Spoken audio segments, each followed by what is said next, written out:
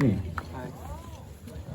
Hi, I'm Guy, House 41, running, and in North Carolina, Duke Energy really owns the government, and they've gotten away with coal ash spills that they haven't had to clean up.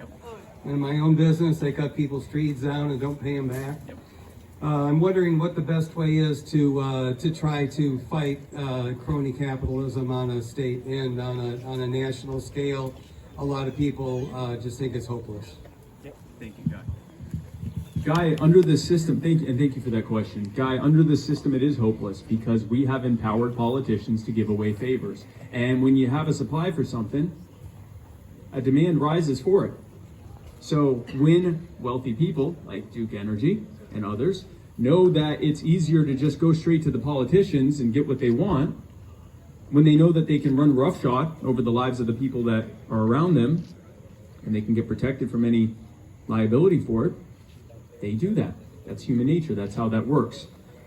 The answer, simply put, is deregulating. Take the power out of the hands of the government. Let's talk about the environment. Let's talk about how that works out. The federal government steps in and says, we see a problem here with the environment getting worse. We'll fix this. We're going to create regulations. Where are we going to get these regulations? Oh, look, this crony company here that helped pay for me to get into office has handed me these regulations. I'm going to pass these regulations. Now, coincidentally, those regulations put all of that crony company's smaller competitors out of business because they can't afford the cost of compliance. Now, these companies weren't the problem. They're not the big polluters. They're not the ones doing massive damage to our environment, not to mention our properties and our health. They're not the ones doing that, but they can't afford the cost of compliance. So they go out of business, leaving only the large polluting companies left to be able to do as they wish. And when those companies do things like spilling coal ash, when they do things like cutting down trees, when they do things like dumping sludge into our lakes and our rivers and our streams, the federal government comes in and does three things. Number one, they give them a slap on the wrist fine, hundreds of millions of dollars, maybe a few $billion, for sometimes trillions of dollars in damage that they've done to our property, to our health, to our lives.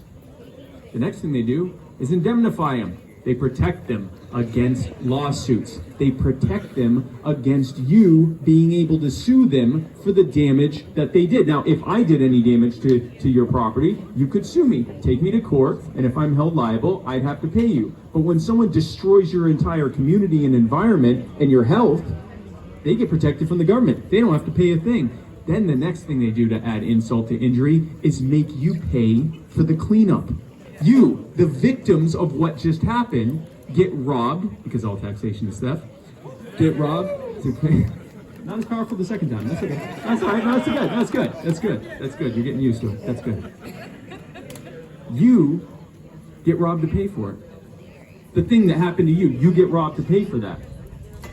We see that with everything. We just saw that with Breonna Taylor. Breonna Taylor gets killed, so the taxpayers pay for it, not the cops that did it. Anyway, before I get into that, so they do these things. They give a small slap on the wrist. They protect them against actual liability, and then they make you pay for the cleanup. And their justification for this is, well, we have to do it this way, or else those companies would go out of business. Good. If a company can't operate without doing massive damage to everyone around them and not having to pay for the cleanup for it or the liability for it, they should go out of business. What a terrible business model. And more importantly, if they know that they can lose everything and become penniless if they treat you this way, they won't do it. They won't allow this stuff to happen. They won't dump sludge and coal ash because they know that they'll lose everything as a result of it. They will self-regulate, and they will do so in a far better way than the government could have ever done to them, because when the government does it, they're just making sure they follow the letter of the law or just pay a fine. Instead, if it's in their best interest to do it the right way because we hold them liable if they don't, wonder of wonders, they actually start doing it the right way. And all of those smaller companies that couldn't afford the cost of compliance, they can come back into business. And by doing that, you have more providers, which gives you better service and value for your money and more options to choose from. And those smaller competitors can come up with more innovative and cleaner options for the future. The way that we fix this is by dismantling it. There is no reforming cronyism. You simply get rid of the conditions for it by ending the regulations and the power at the federal and state levels that lead to it in the first place. Thank you.